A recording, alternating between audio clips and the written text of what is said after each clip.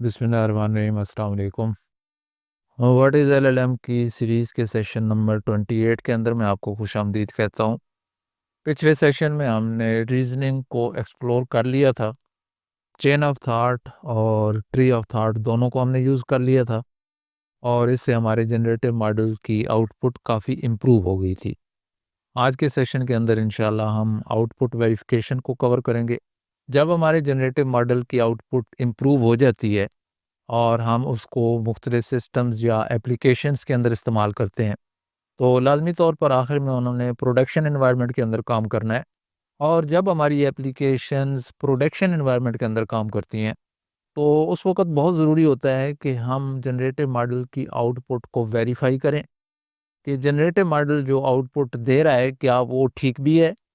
अगर आउटपुट ठीक नहीं होगी तो हमारी एप्लीकेशन के अंदर एरर आ सकते हैं।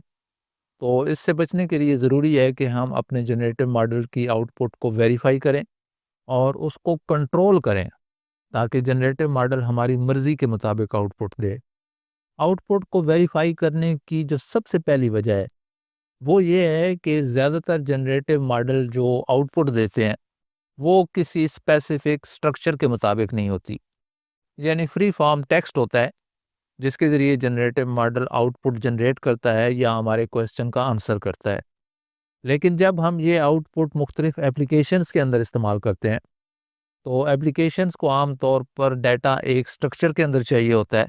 मिसाल के तौर पर ज़्यादातर एप्लीकेशंस को डाटा जेसॉन फॉर्मेट के अंदर चाहिए होता है। अगर हम लैंग्वेज मॉडल को ये बता देते हैं कि हमें आउटपुट जेसॉन फॉर्मेट के अंदर चाहिए, तो वो हमें आउटपुट जेसॉन फॉर्मेट के अंदर दे देता है। लेकिन बाद में हमें उसे वेरीफाई करना ज़रूरी है ताकि हम इस बात को यकीनी बना सकें कि जनरेटिव मॉडल ने जो आउटपुट दिया है उसका फॉर्मेट हमारी मर्ज़ी के मुताबिक है। आउटपुट को वेरीफाई करने का मकसद ये होता है कि ये जांचा जा सके कि ये आउटपुट वैलिड आउटपुट है, हमें जिस तरह की आउटपुट चाहिए उसके मुताबिक है। मिसाल के तौर पर हम मॉडल को आउटपुट के लिए दो चॉइसेस देते हैं, पॉजिटिव या नेगेटिव, तो मॉडल कोई तीसरी चॉइस नहीं चूज़ कर सकता। अगर वो चूज़ करेगा तो ये आउटपुट इनवैलिड होगी और आउटपुट वेरिफिकेशन के ज़रिए हम यही चीज़ चेक करते हैं। इसके अलावा जनरेटिव मॉडल्स के साथ हेलुसिनेशन का मसला भी है। वो ऐसी इंफॉर्मेशन जनरेट कर देते हैं जो दुरुस्त नहीं होती, तो आउटपुट वेरिफिकेशन के ज़रिए हम उसको डबल चेक कर सकते हैं ताकि हम तसल्ली कर सकें कि फैक्चुअली एक्यूरेट इंफॉर्मेशन जनरेट हुई है और इसके अंदर कोई हेलुसिनेशन नहीं है। जनरेटिव मॉडल की आउटपुट को कंट्रोल करने के लिए टेम्परेचर और टॉप पी के पैरामीटर्स को हम पहले से एक्सप्लोर कर चुके हैं, लेकिन उनको इस्तेमाल करना इतना आसान नहीं है। इन मॉडल्स को कांस्टेंट आउटपुट जनरेट करने के लिए कुछ और चीज़ों की भी ज़रूरत होती है। आमतौर पर जनरेटिव मॉडल की आउटपुट को कंट्रोल करने के लिए तीन तरीके इस्तेमाल होते हैं। पहले तरीके में हम जनरेटिव मॉडल को मुख्तलिफ एग्जांपल्स देते हैं। ये एग्जांपल्स उस एक्सपेक्टेड आउटपुट की होती हैं जो हमें चाहिए। इसके बाद ग्रामर का तरीका इस्तेमाल होता है जिसके अंदर हम टोकन सिलेक्शन के प्रोसेस को कंट्रोल करते हैं। और तीसरा तरीका फाइन ट्यूनिंग का है। इसके अंदर हम मॉडल को फाइन ट्यून करते हैं उस डाटा पर जिसके अंदर हमारी एक्सपेक्टेड आउटपुट मौजूद होती है। फाइन ट्यूनिंग को फ़िलहाल हम एक्सप्लोर नहीं करेंगे क्योंकि फाइन ट्यूनिंग को इंशाल्लाह हम इस सीरीज़ के बिल्कुल लास्ट में एक्सप्लोर करेंगे। लेकिन फ़िलहाल हम पहले जो दो तरीके हैं उनको देखते हैं। इनमें से जो पहला तरीका है बहुत सादा सा तरीका है। इसमें हम जनरेटिव मॉडल को मुख्तलिफ एग्जांपल्स देते हैं उस आउटपुट की जो हम चाहते हैं। जिस तरह पहले हम एक्सप्लोर कर चुके हैं, फ्यू शॉट लर्निंग एक ऐसी टेक्निक है जिसके ज़रिए जनरेटिव मॉडल को आउटपुट के बारे में गाइड किया जाता है।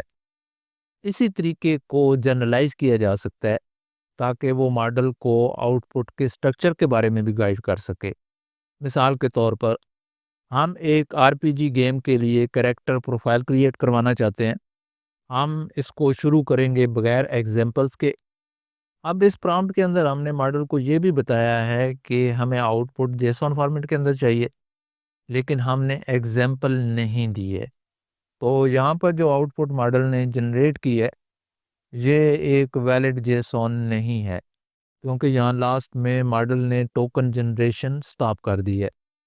اس کے علاوہ یہ بھی ہو سکتا ہے کہ ہمیں کچھ ایٹریبیوٹس کی ضرورت نہ ہو، اس لیے ہم ماڈل کو کچھ ایگزامپلس دے سکتے ہیں جن کے ذریعے ہم ماڈل کو ایکسپیکٹڈ فارمیٹ انڈیکیٹ کر سکتے ہیں۔ کوڈ کے اندر یہاں پر ٹرپل کوٹس کے اندر یہ ایگزامپل موجود ہے، اور اب ماڈل نے جو آؤٹ پٹ جنریٹ کی ہے اس میں ماڈل نے ہماری اس ایگزامپل کو فالو کی ہے اور ہمیں وہی آؤٹ پٹ دی ہے جو ہمیں چاہیے۔ ہمیں ہماری مرضی کا سٹرکچر مل گیا ہے۔ اگر ہم جنریٹو ماڈل کا کانسٹنٹ بیہیویئر چاہتے ہیں تو یہ ہم اسی طرح ایگزامپلز دے کر اچیو کر سکتے ہیں۔ تو یہاں سے ہمیں یہ بھی اندازہ ہو جاتا ہے کہ فیو شارٹ لرننگ کو استعمال کر کے نہ صرف ہم آؤٹ پٹ کے کنٹینٹ کو امپروو کر سکتے ہیں بلکہ اس کے سٹرکچر کو بھی امپروو کر سکتے ہیں۔ اب یہاں پہ ایک بات آپ نے اور بھی یاد رکھنی ہے کہ جو کچھ بھی ہم نے ماڈل کو بتا دی ہے، چاہے ہم نے اس کو ایگزامپلز بھی دے دی ہیں، پھر بھی یہ جنریٹو ماڈل کی مرضی ہے کہ وہ ہمارے سجسٹڈ فارمیٹ کو فالو کرتا ہے یا نہیں کرتا۔ کچھ ماڈل ایسے ہوتے ہیں جو انسٹرکشنز کو فالو کرنے میں بہت اچھے ہوتے ہیں اور کچھ اچھے نہیں ہوتے، یعنی کچھ اوبیڈینٹ قسم کے ہوتے ہیں، جو بھی ان کو ہدایات دے دی جاتی ہیں وہ ان کو فالو کرتے ہیں۔ لیکن آپ نے یاد رکھنا ہے کہ کچھ ماڈلز نافرمان قسم کے بھی ہوتے ہیں جو ہماری انسٹرکشنز کو فالو نہیں کرتے۔ تو ہمیں یہ دیکھنا بھی ضروری ہے کہ ماڈل کہیں اپنی مرضی تو نہیں کر رہا۔ اگر ماڈل کبھی کبھی ہماری انسٹرکشنز کے مطابق آؤٹ پٹ نہیں دیتا، یعنی اپنی مرضی کر جاتا ہے، تو پھر ہم اپنے یوز کیس کے لحاظ سے فیصلہ کریں گے کہ اس ماڈل کو ہم استعمال کریں یا ماڈل تبدیل کر لیں۔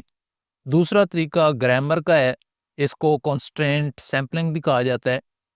فیو شارٹ لرننگ کا ایک بہت بڑا ڈس ایڈوانٹیج بھی ہے، اور وہ یہ ہے کہ اس کے ذریعے ہم ماڈل کو مکمل طور پر روک نہیں سکتے، یعنی ہم اس کو پابند نہیں کر سکتے کہ وہ کچھ خاص قسم کی آؤٹ پٹس جنریٹ نہ کرے، یعنی اے آئی ماڈل کو certain types of out put generate کرنے سے مکمل طور پر نہیں روک سکتے۔ ہم ماڈل کو صرف گائیڈ کر سکتے ہیں، اس کو کچھ ہدایات دے سکتے ہیں، لیکن پھر بھی ممکن ہے کہ ماڈل ہماری انسٹرکشنز کو مکمل طور پر فالو نہ کرے۔ اس کی بجائے جنریٹو ماڈلز کی آؤٹ پٹ کو کانسٹرین اور ویلیڈیٹ کرنے کے لیے مختلف پیکیجز آ چکے ہیں۔ ان میں سے جو عام استعمال ہوتے ہیں ان تینوں کے لنک بھی میں نے شیئر کر دی ہیں۔ ان میں پہلا گائیڈنس ہے، دوسرا گارڈ ریلز ہے، اور تیسرے کا نام ہے LMQL۔ یہ جنریٹو ماڈل کی آؤٹ پٹ کو ویلیڈیٹ کرنے کے لیے دوبارہ جنریٹو ماڈل کو ہی استعمال کرتے ہیں۔ جنریٹو ماڈل اپنی آؤٹ پٹ کو دوبارہ نئے پرامپٹ کی صورت میں ریٹریو کرتا ہے اور اس کو ویلیڈیٹ کرنے کی کوشش کرتا ہے، اور یہ validation predefined guardrails کی بیس پر ہوتی ہے۔ لینگویج ماڈل آؤٹ پٹ کو چیک کرتا ہے کہ کیا یہ رولز کو فالو کرتی ہے۔ آپ جس طرح اس تصویر کے اندر دکھایا گیا ہے، بالکل اسی طرح اس ویلیڈیشن پروسیس کو ہم آؤٹ پٹ کی فارمیٹنگ کو کنٹرول کرنے کے لیے بھی استعمال کر سکتے ہیں، کیونکہ ہمیں پہلے سے پتہ ہوتا ہے کہ اس کا سٹرکچر کیا ہونا چاہیے۔ اس پروسیس کو ہم ایک سٹیپ آگے بھی لے کے جا سکتے ہیں، اور بجائے اس کے کہ ہم آؤٹ پٹ کو ویلیڈیٹ کریں، ہم ویلیڈیشن آؤٹ پٹ جنریٹ ہونے سے پہلے کر سکتے ہیں، اور وہ ہم کریں گے ٹوکن سیمپلنگ پروسیس کے اندر۔ جب ٹوکن سیمپلنگ ہوتی ہے تو ہم نمبر آف گرامرز یا رولز ڈیفائن کر سکتے ہیں جن کو لینگویج ماڈل فالو کرے گا جب وہ نیکسٹ ٹوکن کو چوز کرے گا۔ مثال کے طور پر اگر ہم ماڈل کو کہتے ہیں کہ وہ ہمیں ریٹرن کرے پازیٹیو، نیگیٹو یا نیوٹرل جب ہم کسی ٹیکسٹ کی سینٹیمنٹ کلاسیفیکیشن کر رہے ہوں گے، تو ماڈل ان تین ٹوکنز کے علاوہ کوئی اور بھی جنریٹ کر سکتا ہے۔ لیکن جس طرح اس تصویر کے اندر دکھایا گیا ہے، اگر ہم سیمپلنگ پروسیس کو کنسٹرین کر دیتے ہیں تو لینگویج ماڈل صرف ان ٹوکنز کو استعمال کرے گا جن کے اندر ہم انٹرسٹڈ ہیں۔ تو یہاں پر ہم نے ماڈل کو بتا دیا ہے کہ جن ٹوکنز کے اندر ہم انٹرسٹڈ ہیں وہ پازیٹیو، نیگیٹو اور نیوٹرل ہیں۔ حالانکہ پروبیبلٹی سکور کے لحاظ سے ان کی پوزیشن ڈیفرنٹ ہو سکتی ہے، لیکن یہاں پر آپ نے یہ بات بھی یاد رکھنی ہے کہ یہاں پر بھی اگر ہم ٹمپریچر اور ٹاپ پی کے پیرامیٹر کو چینج کرتے ہیں، ان کی ویلیوز کے اندر کوئی تبدیلی آتی ہے تو اس کا ایفیکٹ یہاں پر ہوگا۔ اگلے آنے والے سیشن کے اندر انشاءاللہ ہم اس سارے پروسیس کو کوڈ کے اندر امپلیمنٹ کر کے بھی دیکھیں گے۔ اللہ حافظ۔